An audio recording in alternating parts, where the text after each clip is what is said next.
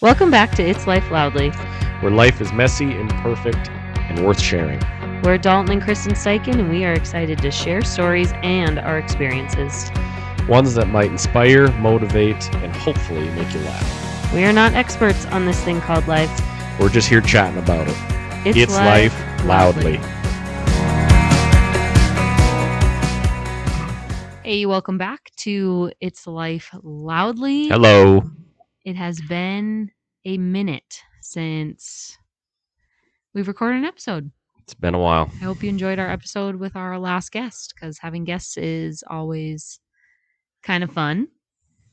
But yeah, we're gonna jump right into some joys and some hards for the week. So what do you want to do? My joy is harvest is finished. My joy is the calves are weaned and worked and sold. And my hard is I don't see many deers. Deer hunting is not going your way, huh? Yeah. It's all right. Yeah, harvest is done. Is that just a sigh of relief? Yeah, I suppose. Ready to look at I don't something think new? it's sank in yet. Ready to feed cattle all winter long.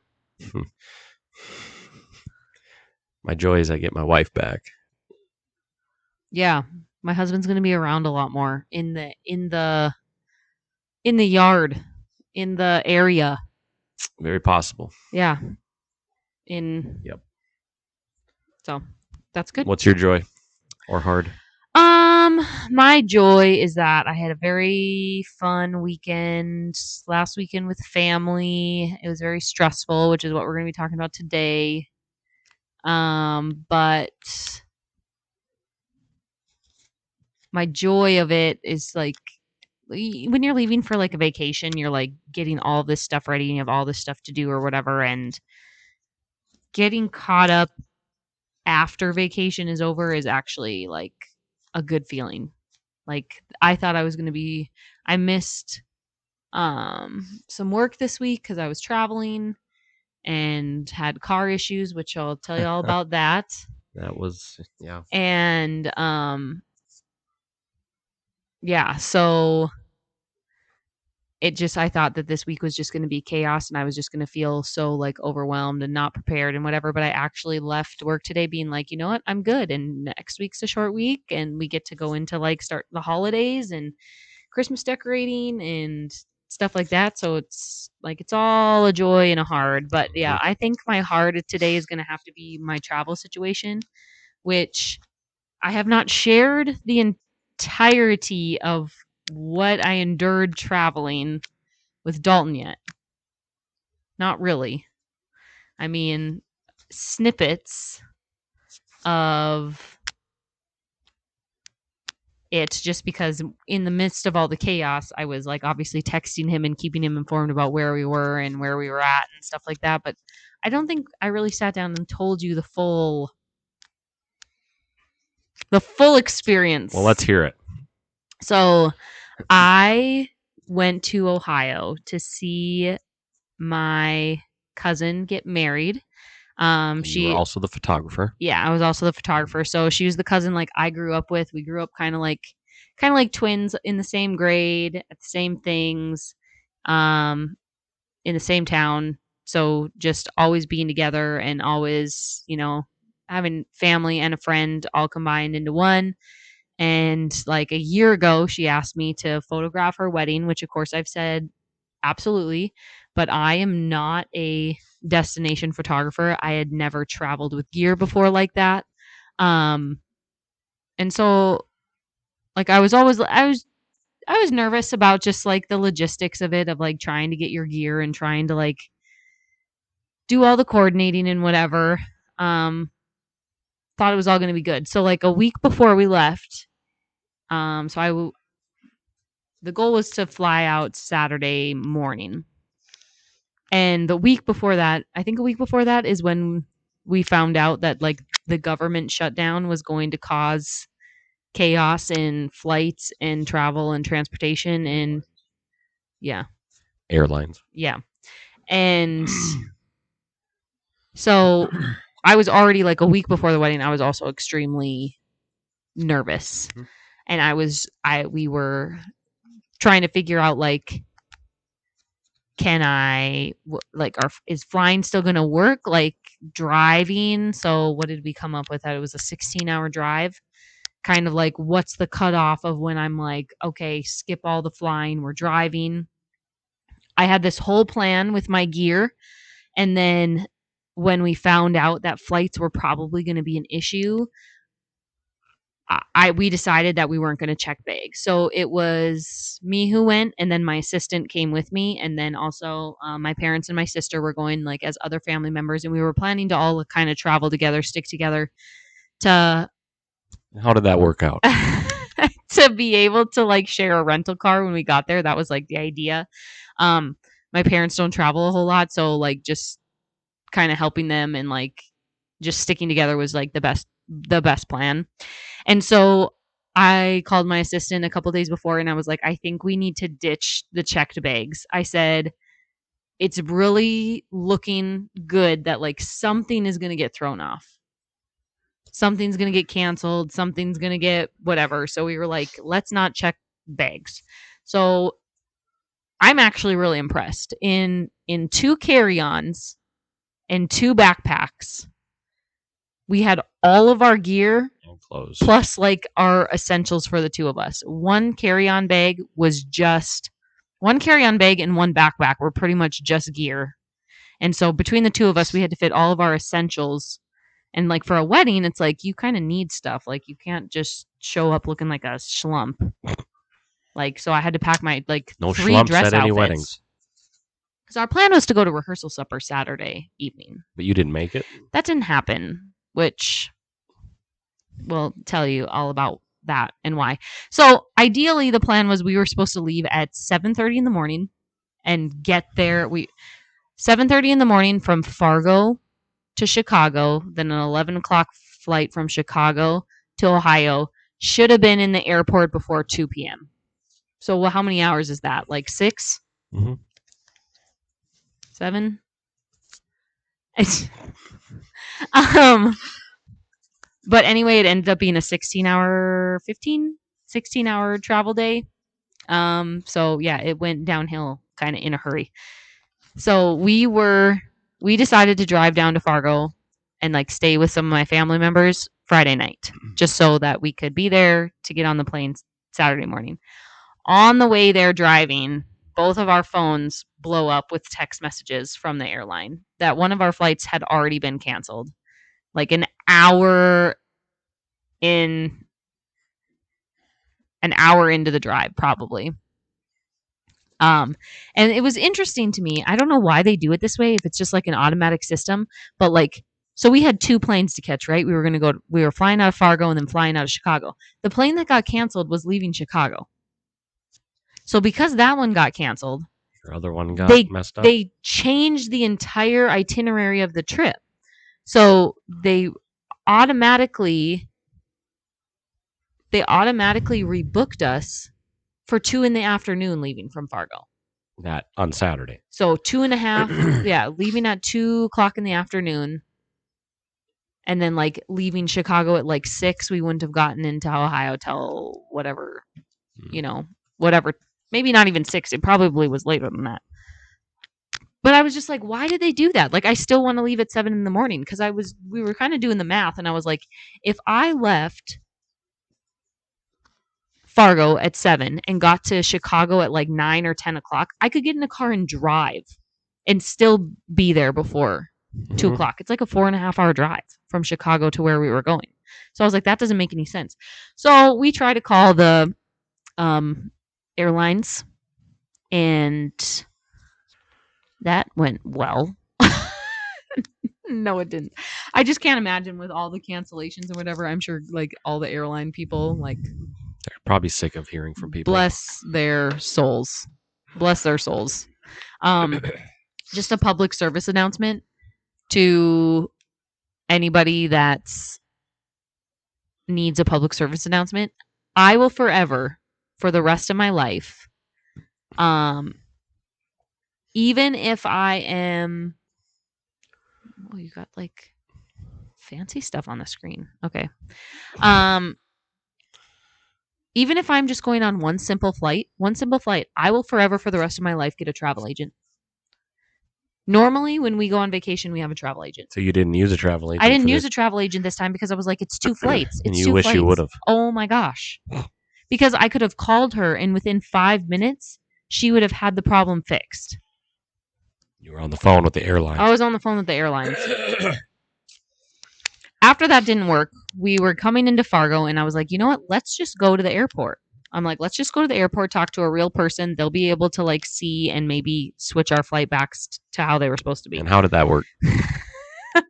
Well, let's just say I went to the airport 3 times in a 24-hour period. So that was. And your car broke down. And that, let's not get that. We're jumping ahead. Don't jump ahead on me. We go to the airport and we talk to this guy at the desk after waiting for a while because there was like literally we could have gone on a plane to get on Chicago right then and there. One was like just leaving like within the next half hour and had room. Yeah. And Susan's like, should we do it? And I was like, I don't know if we should leave my family behind. I would have. We probably should have, but then I didn't know what we were going to do when we got there because our rental car, our hotels or whatever that probably would have worked itself out, but whatever. But we were talking to the guy and he's like, there is no flight leaving Fargo at 7 a.m. And I said, I was just on it. Like an hour and a half ago, I was just on a flight that was leaving from Fargo to Chicago. And he's like, nope. That doesn't exist. And I was like, what? I was like, what happened to it? I'm like, was it canceled? No, we don't have any canceled flights. And I was just like, I'm confused. So then this other lady who was in more of charge, she came over and she's like, well, there's one right here. So she could see it on her computer. He couldn't see it on his. So it was just like, we were holding up the line. We were being those annoying people, like when you're waiting behind and you're just like, gosh, could these people take any longer? That was us. I felt like that this entire trip. Like I was the annoying person. Like I was. What's new? I was very. Yeah, it wasn't good. And so I was like, I want to be put on that 7:30 flight. And yes. Do you know how many times we referenced Home Alone on this trip? I was just in shock the entire time and I was like, this could be a movie. This could totally be a movie. And then everyone's like, this is exactly how Home Alone goes. Now, I personally have not seen the entirety of a Home Alone movie, I don't think ever. But I understand the concept. And so they're like, oh, yeah, we can get you on this flight. But they're like, you're going to have a long layover in Chicago. And I said, I don't care about the layover Chicago. I said, if I get to Chicago, I'm over halfway there. I'm over halfway to my destination. That's where I want to get to. Because they're like, well, we could get you to Dallas. I'm like, I could have gone to Dallas. I could have gone to Atlanta. I could have gone to Denver. And I was like, you guys are getting me in the wrong direction. Like, I want to get closer. That way, if there's more travel trouble, you can drive. I can drive in a decent amount of time. And they were just like not getting it. Yes, wrong way. 100% wrong way. I was like, why would I go to Dallas? I was like, are you serious? So then I call everybody else in our group, right? And I'm like, hey, we're at the airport. Like, do you want me to change your flights to whatever? Now, my family takes just, you can't rush them, right? So they were like a little uneasy about it and like. Can't rush you either. I know. And I was just like, okay, fine. We're doing our own thing then because I'm only focused on getting to the wedding. That's all I'm focused on. That's all I care about. I don't want to miss it. I'm going to get there as soon as I can. So then we leave the airport and everything was fine. Paid for airport parking for that. Went out to eat. Met up with the rest of our group. All was well. Get to my family's house where we're staying the night. And it's not till past 9:30 at night when they're like, you know what? I do kind of want to be on that 7:30 flight. And I looked online at the airport and I saw that there was a United Air plane coming in like at 10. So I was like, okay, well, chances are someone could still be at the airport. So my sister and I get in my car and we drive to the airport again, pay for airport parking again. I didn't know all this. I know. I told you that you haven't heard all the story. It's insane. And so I wonder why your car broke down. And my sister and I walk into the airport and I was like, I told my parents. It's me again. I know. It was the same exact people. And it was like dead quiet. And I was just like, is there a chance that we're going to get any headway? So we like walked up to security. That was all blocked off. We walked here, walked there. Finally, a guy in like a vest came and I said, any chance a United person is going to come? And they're like, yeah, a plane's landing right now. I'll tell them that you're in here. So we were just quiet the whole time. And my sister and I were just like laughing. We were just being goofy and laughing and just like how hysterical this is and how like just, yeah, whatever. So then somebody eventually came out after a while and got them on the same flight. It was all that was fine. We were the only ones in the airport at that time. The airport was totally dead. So left, paid for airport parking. Just sold my calves. Then we got back to my family's house. Okay, so it's probably like 10:30, 11 o'clock at this point. I'm exhausted. I'm tired. We're getting on a plane early the next morning. I get out of my car and I turn my car off. And all of a sudden, I turn around, but both my sister and I turn around. My car is roaring. Like the combination of like a vacuum and a rocket ship taking off is what it sounded like. The fan in the engine is just like going like 100 miles an hour. The like engine well, I don't was know. the cooling fan. Okay, the fan. That's what I You said. had the engine the off. fan by the engine. Whatever fan is down in there was roaring. And you could even hear it on the phone. So I walk inside. Well, first she calls a grumpy farmer still out late Yes. combining. Yes. And I didn't want to tell. Come to Fargo and fix my car. I never said that. I just didn't want to tell. I didn't really want to tell my dad because he was already stressed out about all of this travel stuff that was going on. I was like, oh, geez, this is really what he needs. And we get inside and I can hear the car from the inside. Like the car is off and making this extremely loud noise. And I'm like, I think there's a problem. And so that's when, I don't know, my dad called you and that's when you got involved in the whole thing and it didn't shut off. So I turned the car back on and once I turned the car on, it stopped. Okay, turned the car back off and it went again. So eventually after, I don't know how long, it did shut off. But I'm like, they're like, we can't drive this with. And I was like, you know what? I'm so tired. I'm so tired and I'm so exhausted. I'm like, this is Monday's problem. Like, I'm like, well, I'll get to the airport tomorrow. We can sit here in the driveway. My uncle can help us figure it out. I don't know. Because I don't know if either of you really knew what it was at that point. Oh, I knew it was something with the coolant part. Coolant. Yeah. So next day, we go to the airport, do the security thing, do all that. Get there early enough, so it was pretty early morning to get on the plane at 7:30. Get on the plane, all is well. Flight attendant does her little thing, all that stuff. We even pull away from the gate and then we stop. And we stop for quite a bit, like probably like 10 minutes. We weren't going anywhere. And this is in Fargo, so it's like not like planes are taking off every second. And I was just like, what's. And then an intercom comes on that there is a maintenance issue. And so while you're in the plane? While I'm in the plane. We're on the plane. Like the flight attendant was already done with the whole spiel, like ready for takeoff. And they're like, we just need a couple minutes yet. And so we're waiting and waiting and waiting. And then the plane starts moving and it goes back to the gate. And then we were instructed that we had to deplane and get off the plane, and they weren't sure what it was and weren't sure how long it was going to take to fix it. So we get off the plane, and of course, right away, the customer service line is super long. I wish I would have jumped in it right away because I probably could have got on the next flight out, which was at 10 o'clock. I didn't. I was like, at that point, looking at my options, and then all of a sudden they came across the intercom or like on our app or something, and they told us that our plane was not going to be able to leave till after 2 o'clock. And I was just like, now we are in the same boat as yesterday. That's what we were trying to avoid. And I was just like, gosh, whatever. And then I get a phone call from the bride. So somewhere in the mix, somebody had gotten her word, because it wasn't me, because I wasn't going to tell the bride that, like, hey, I'm panicking, freaking out. Hopefully I can get to your wedding. And she's just like, I've been, like, just anxious about this all week and whatever. And she's like, can you get to Columbus? Can you get to Cincinnati? Can you get to like Indianapolis? Can you get to anywhere closer? And I said, literally, Fargo has like 3 options. I can go to Denver.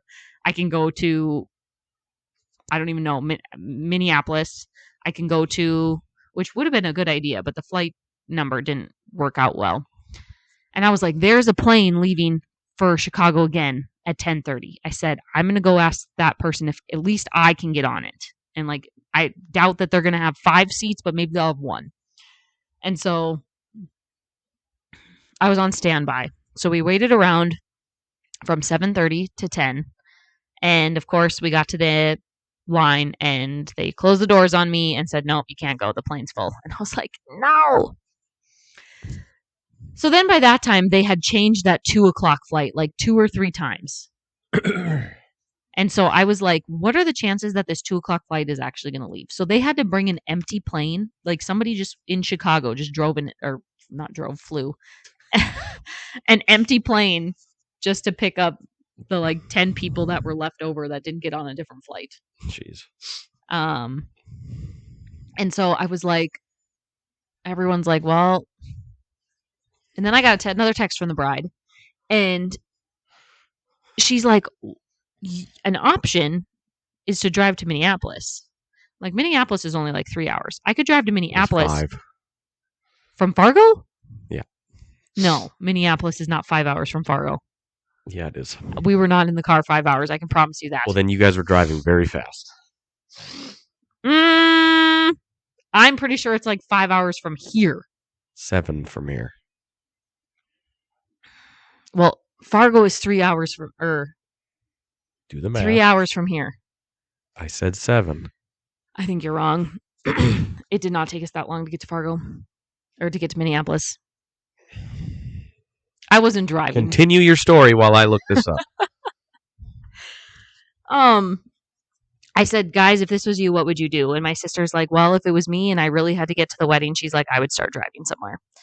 And I was like, Kate, I'm like, this might be a flop because we might just be wasting our time because I'm like, my family is eventually going to get on a plane and get there. I just didn't want to get there at midnight and then have to shoot a wedding the next day. And I wanted to do my best to try to make it to the supper, but it was looking like that was not going to happen at this point anyway. 3.5 hours. I told you. Tell everybody that you're wrong. I'm wrong. Okay, thanks. And so we go out of checkout, go out of security, go out all of that stuff, and we get to a rental car. I was wondering whose car you took. Yeah, we got a pickup. We got a Ford pickup. Was it a Raptor? I have no idea. It was the fastest drive of my entire life, not because we were speeding, but because I was on the phone the entire time. So we had already. It was deer pictures. Yeah, I know. Not the time. It's always the time. We had already messed up flights, so I knew I was going to have to get like a reimbursement. So like I went and I booked multiple different flights just because I was like, I didn't know what time we were going to be there. So according to the little navigation thing, it said that we were going to get to Minneapolis at 2:30.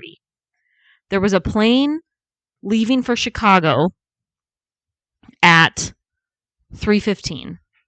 And I was like, can we pull up to the Minneapolis airport at 2:30 and get on a flight at 3:15? That takes off, doesn't even board. It boards at 2:45. I was like, is that even physically possible?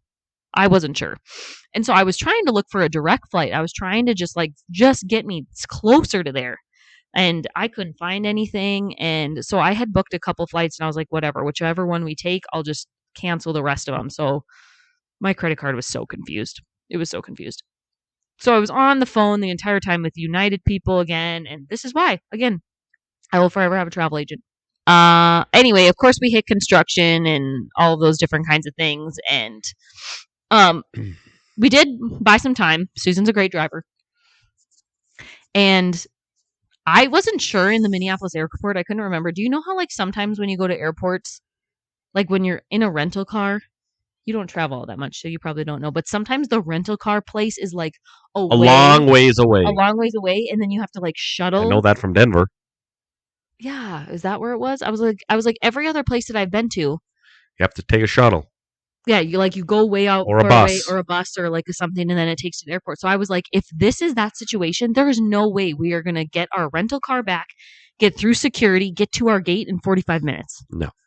So we get there, and like we were like 10 minutes ahead of schedule. We were following the signs, and we literally could pull up our rental car Right to the door. Right to the door. I couldn't believe it. And I think it's because I was praying the entire drive. I was like, if there's any way I can make this 3:15 flight, I said that would be super, because then the rest of our travel schedule could be on time.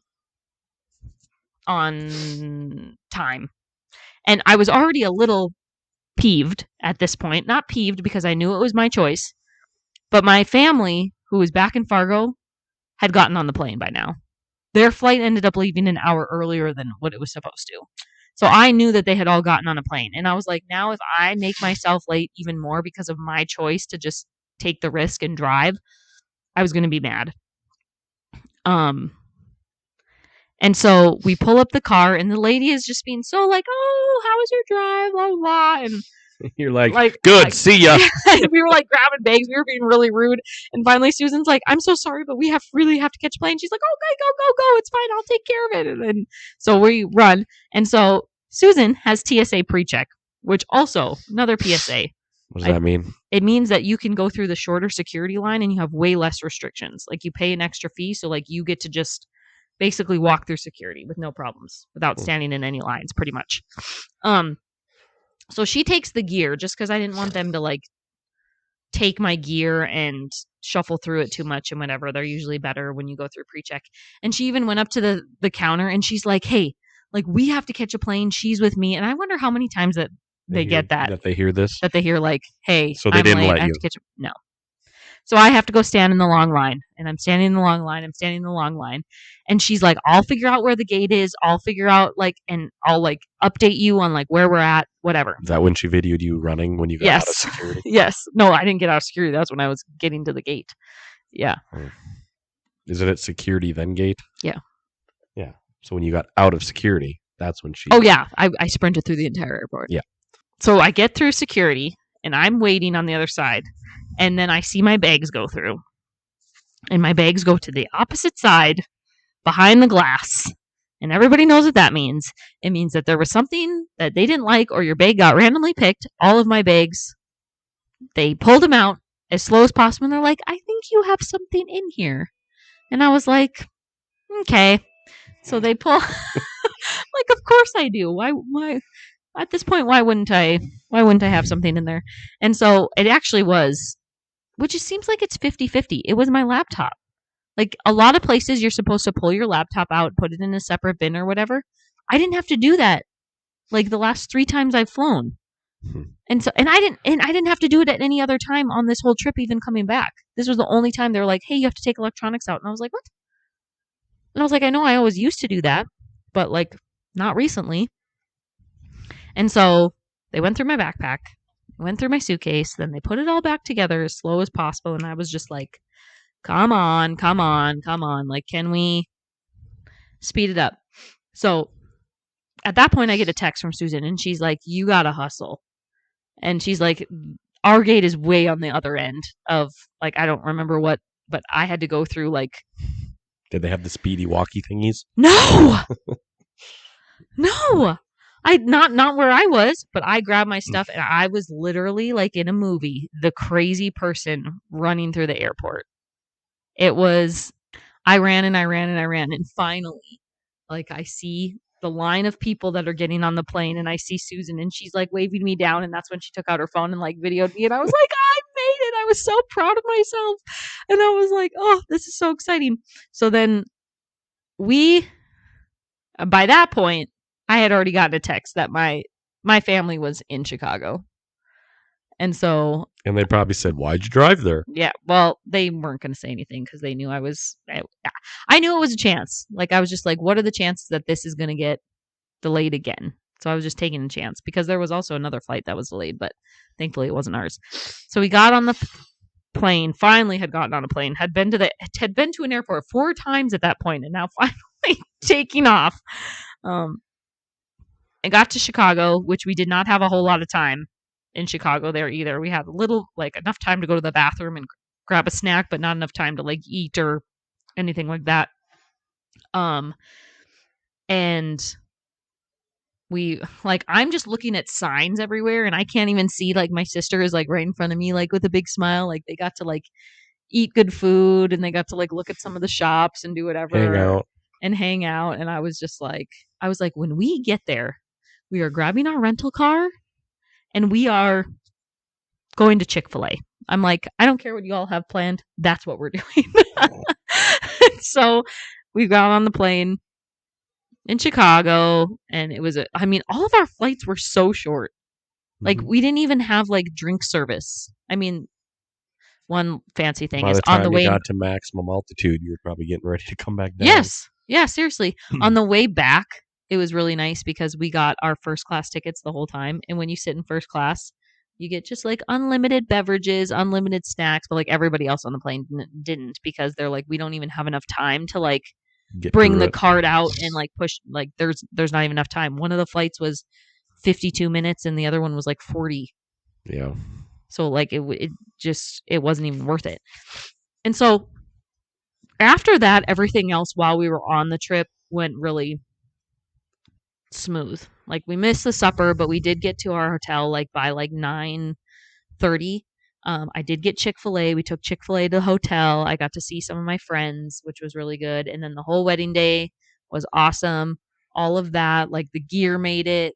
Like I just kept kind of thinking, on the wedding day, I was like, I have to get back on a plane tomorrow. Like I was like, I'm not ready. And I was just like, oh, please let it be a better experience. And it was like all of our flights and travel. I would have loved to have a little more time, like coming back in the Chicago airport. Luckily, our gates were side by side, but we only had like 30 minutes there. But it would have been cool to like be able to like walk around and like sit down and eat somewhere. Yeah. Get some deep dish gluten-free pizza somewhere or something. Chicago is known for its pizza. But we didn't get to do that. And then we get back to Fargo on Sunday. Sunday? No. Monday. We got at like 4 o'clock. So it was good. So at that point, my dad was texting my uncle and being like, hey, what's the verdict on her car? Which I don't even still really know what the problem was with my car. Thermostat. The thermostat was what? Broken? Stuck. So what does that mean? They put a new one in. I don't know. Like, I don't know. Because he had said, like, someone had said, like, it can be stuck open or it can be stuck closed. I don't understand what that means. Like, a thermostat is just something that's keeping temperature. So what do you mean stuck open or closed? Your car, it was telling your car that it was overheating, I think. And that's why the fan kept running. Yes. So they're like, hey, we can fix it. But apparently in my vehicle, it's harder to fix than in other vehicles. You have to take the whole intake off. Which is a lot of work. Or just takes a long time or what? Takes longer. And so at 4 o'clock, I don't even know what time a shop closes. 5? 6? That is what somebody said to me too. Because if it's closed, it would overheat. Right? Yeah, and then if it overheats while I'm driving, then something really bad happens. Yeah. So yeah, someone said told me, they're like, hey, this is really inconvenient, but this was actually the perfect time for this thing to happen because your car was in a place where we could easily get it to be fixed and taken care of, and you're not out on the road driving 3 hours home or something like that. And so I had to make the decision. They're like, well, you can just take one of our cars back. And I was like, I'm 3 hours away. I was like, if I take It was in the shop by this point. Yeah. It was in the shop before you got back to Fargo. And they told me that it was going to be like 4 hours. 4 hours. They were supposed to have it done Monday night. But they didn't. I thought that they didn't start working on it till like 3 o'clock in the afternoon. And they were like, we'll work on it till 5 and we'll do whatever we can the next day. Oh, I didn't know that. I figured it got in Well, I think it was afternoon. in. I just think there were other cars and other things in line ahead of it. Like, I don't think, like, it was in the shop, but I just don't think anybody had started anything on it because, like, I was in line. And luckily for me, I don't work on Tuesdays. So I was like, you know what? Like, I was really excited to like. If your aunt and uncle live closer, yeah, we would have borrowed their car. Yeah, but it was like, do we want to? Then we just have to figure out a time and whatever to rearrange to like drop vehicles off, swap vehicles, and it's like, I don't necessarily know that I want to do that, and I don't really want to drive So she somebody else's stayed there to car. wait for the car. So I stayed there to wait for the car, and then they said it was going to be done mid-morning, and it ended up not being done at noon the next day. So like I got some good quality time with my aunt and uncle. I got to see their office. We ran some errands together. I got to use their sauna. So it really wasn't, I mean, it was inconvenient, but it wasn't like it wasn't that terrible. We were all home safe. I got home finally at like, I don't know, probably 5 o'clock. I was just kind of bummed that I like missed my day off. Like I was excited to be home What did I do Tuesday? To be home to do laundry. Oh, you were hunting. I don't know. My week has been. You took B to school. Well, I slept in the apartment, moved the couches on Tuesday. Got here didn't get home until noon to work. Yeah. So, and I was really thankful. Like at the supper, everybody was praying for at that supper that we missed, like the rehearsal supper. Everyone was praying for us to get there, to be able to get there, and to make it safe. So, like, they were glad to see us and glad that things and that we didn't have to drive the whole way. But it ended up being like, so our travel time, like that whole day and what it took to get there, was the same amount of time as if we would have just gotten a car and drove. Yeah. Which I know when you get in a car and drive, you're stopping for gas, you're stopping to eat, you're running into construction. Like there's other problems that you could have. So you can't say that it really would have taken that long if we would have drove. It probably would have taken longer, but it was just like when you're expecting something would have been less of a headache. Yeah, and cheaper. Yeah, that was an expensive car bill. Plus, like the flights the that rental I did, car? and like the rental car from Fargo to Mini. No, my car. I thought that was expensive. Well, it's a good thing you didn't drive. That would have happened who knows where. And then what do? You get it fixed. Yeah, but how do you, tow it? Well, if you... Would it have stopped? No. Like, if it would have overheated?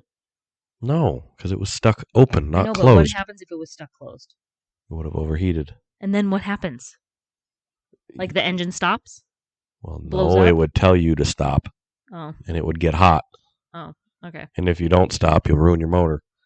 And then if I ruin my motor, my car's no good? Can you drive a car with a ruined motor? No, I'm just wondering, would that be really expensive to fix? We'd be getting a new car. Oh, okay.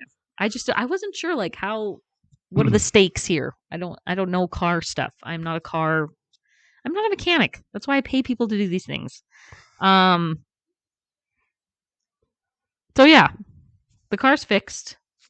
Yeah, but I just thought that was an expensive bill for a thermostat. When I think of a thermostat, I think of a... Well, they worked on it for 5 hours. Labor ain't cheap. Well, and they did your spark plugs. They said they don't charge by hours anymore. And they did your spark plugs while they were in there. Is that expensive? Can be. So anyway, it was just more. It was just more than what I had bargained for. So some things that I learned from this trip. Number one, I will have a travel agent for the rest of forever for any little trip that I decide to go on. Number two, I don't know if I'm cut out to be a destination wedding photographer. Because I see, I follow all these people that go overseas, go to Europe, go here, go there, and they just look so luxurious. It looks so fun, you get to travel. But I think the key is you would have to go as part of your vacation. Hey, I'm going to go 3 days before the wedding, then I'm going to go to the wedding, and then I'm going to stay a little bit after. You would have to make a trip out of it. Yeah, you'd have to make a trip out of it. I don't think anybody flies to Europe and then shoots a wedding the next day. I think you got to give yourself some buffer time. We were working with a really short window of time. Mm-hmm. So I think that's, if I was ever going to do something like that, which I don't think I will, because I don't know, just flying with gear and that expensive of equipment kind of just freaks me out. So I don't know. But yeah, that's my story. People wanted to hear my story and how crazy it was. So now you can tell me if it really was Home Alone? Because isn't there one I part don't think I've ever seen it. someone had just said Not fully. And if I have, it's been a long. He gets on the wrong plane or somewhere. He as in the kid? Well, not Home Alone 1 is like he is just home alone. Like everybody goes on vacation without him. But I think isn't Home Alone 2 where like they get on different planes and then they're fighting to get back, and like the lady is like, the mom is like trying to sell her things to like give people their tickets or whatever, and they end up like getting home the exact same time or something like that. Oh yeah. Okay, his mom is trying to get back to him in Home Alone, and she like can't because like everything is being inconvenient in the in the travel world, and so that's just funny. It felt real. It really felt real. So, but yeah, that's all I have for that story. Cool. Does it make you want to go on a trip? No.